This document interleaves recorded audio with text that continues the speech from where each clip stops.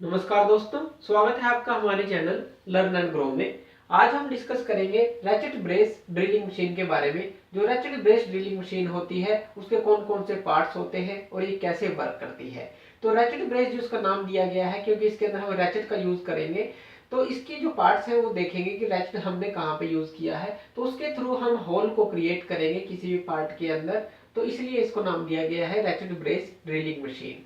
तो ratchet brace drilling machine का जो मेनली यूज है वो 9 mm से लेकर 20 mm तक के साइज के होल हम इससे बना सकते हैं।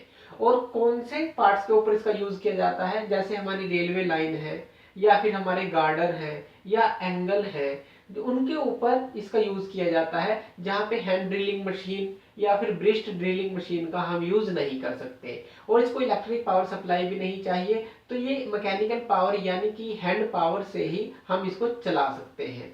तो देखते हैं इसके कौन कौन से पार्ट्स हैं और ये कैसे वर्क करती है। तो ये है इसकी बॉडी, देखिए ये कॉलम है, ये बेस है, ये बेस है, ये कॉलम है। इस कॉलम के ऊपर यहाँ पे लगी है प्रेशर आर्म।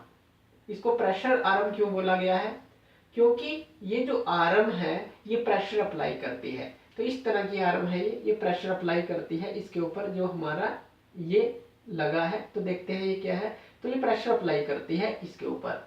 तो ये क्या है, ये हमारा पूरा एक रैचेट ब्रेस ड्रिलिंग मैकेनिज्म है। इसके अंदर देखिए ये रैचेट व्हील लगा है। रैचेट व्हील क्या होता है, देखिए एक प्रकार का व्हील लगा है कि जब हम इसको क्लॉकवाइज डायरेक्शन में इस तरह से घुमाएंगे, इस तरह से पकड़ के इस तरह से घुमाएंगे, तो जब ये क्लॉकवाइज घूमेगा तो इसके साथ यहाँ पे ड्रिल बिट फिट है। ड्रिल बिट फिट है। इसकी जो शैंक होती है वो स्केयर और टेपर में होती है।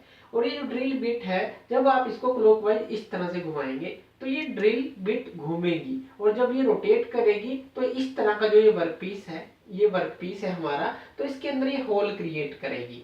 तो इसके अंदर फ्लूइड लगे होंगे, जो कि मटेरियल जो रिमूव होगा जिसको हम चिप्स बोलते हैं, वो फ्लूइड्स के थ्रू बाहर चले जाएगा।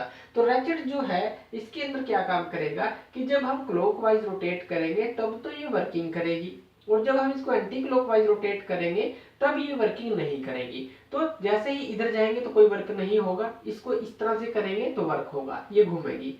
इस पीछे जाएगा तो वर्क नहीं करेगा, यानी एंटी क्लॉकवाइज डायरेक्शन में जाएगा तो वर्क नहीं करेगा। जब हम इसको ऐसे करेंगे तो ये वर्क करेगा। तो इस तरह से फटाफट करके हम इसको ये जो ड्रिलिंग बिट के थ्रू इसके अंदर होल कर सकते हैं। तो रैचेट व्हील का ये काम है कि जो क्लॉकवाइज डायरेक्शन के दौरान ये काम करता है और एंटी क्लॉकवाइज डायरेक्शन के दौरान ये काम नहीं करता।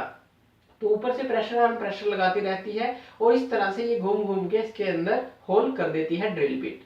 यहाँ पे लगी है क्लैंपिंग आर्म, इसको बोलते हैं क्लैंपिंग आर्म।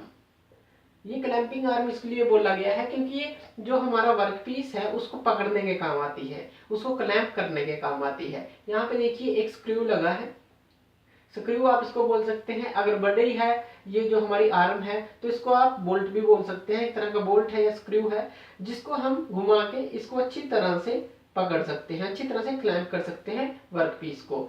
तो इन पार्ट्स के साथ ये वर्क करती है। तो इसका जो मेन मैकेनिज्म है वो क्या है, प्रेशर आर्म प्रेशर लगाती है, रैचेट व्हील अपना क्लॉकवाइज डायरेक्शन में काम करता है, एंटी क्लॉकवाइज में नहीं करता।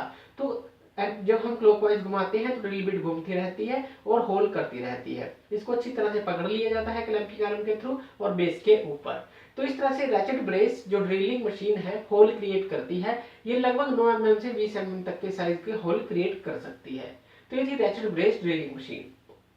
तो थैंक यू वीडियो देखने के लिए, और ज्यादा अपडेटेड वीडियोस के लिए आप हमारे चैनल लर्न एंड ग्रो पे हमें सब्सक्राइब कर सकते हैं। Thank you.